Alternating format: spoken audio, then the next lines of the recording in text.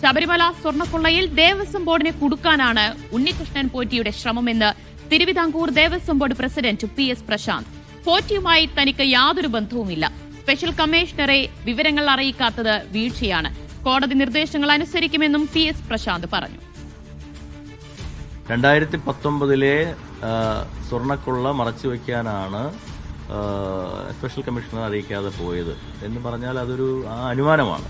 ആ അനുമാനം ശരിയാണെന്നാണ് ഞാൻ പറയുന്നത്. കാരണം പിന്നെ ഞങ്ങളുടെ ഉദ്യോഗസ്ഥരുടെ ഭാഗത്ത് അറിയിക്കാതെ പോയൊരു വീഴ്ച വന്നിട്ട് നിങ്ങൾ ഇനി കൊന്നു കളഞ്ഞാലും ഉണ്ണികൃഷ്ണൻ പോറ്റിയായിട്ട് എന്നെ കണക്ട് ചെയ്യാനുള്ളൊരു കിട്ടില്ല. കാരണം കിട്ടില്ല എന്ന് പറയുന്നത് ഞങ്ങൾക്ക് അങ്ങനെ ഒരു ബന്ധമില്ലാത്തതുകൊണ്ടാണ്. ഞങ്ങൾക്കൊന്നും മറയ്ക്കാനോ ഒളിക്കാനോ ഇല്ല.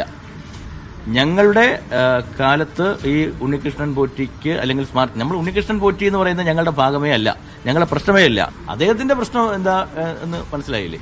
ദേവസ്വം ബോർഡിനെ കൊടുക്കുക എന്നുള്ളതായിരുന്നു.